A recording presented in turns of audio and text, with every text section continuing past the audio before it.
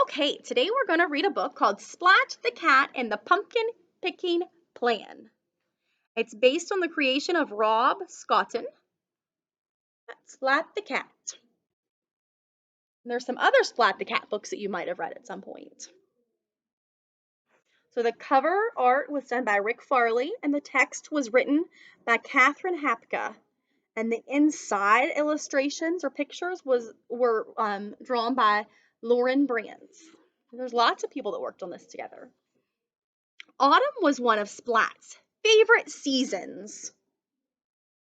What's one of your favorite seasons? Do you like summer, where it's really warm out? Do you like fall, like now, where it's a little bit cooler?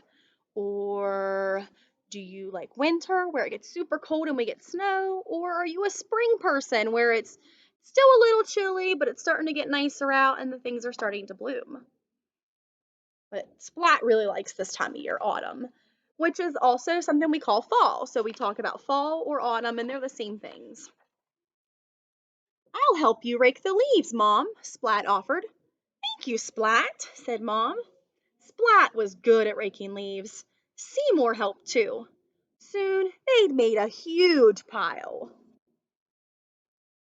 Wow, what would you like to do in that big pile of leaves? Splat stared at the pile. Suddenly, he had a great idea. His tail wiggled wildly. Splat!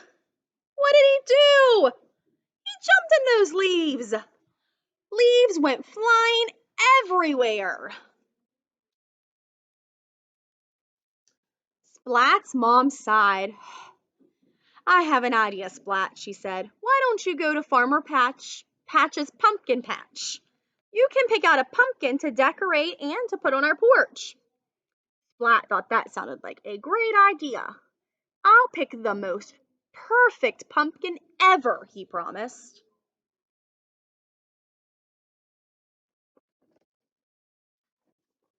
Splat grabbed his wagon and he and Seymour set off on their way.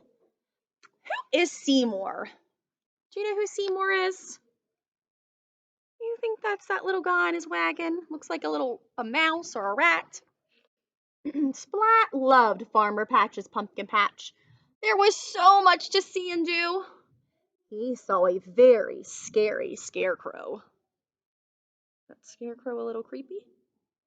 What is he? He's a dog scarecrow. How do dogs and cats get along? Some of them very well and some of them not so well. He got lost in a hay bale maze. He tasted fresh apple cider and fish cider.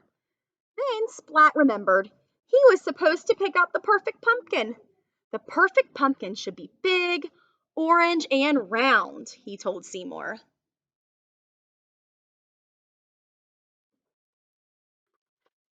He found a pumpkin that was very round and very orange. Too small, he said. The next pumpkin was big and orange. Not round enough, he told Seymour.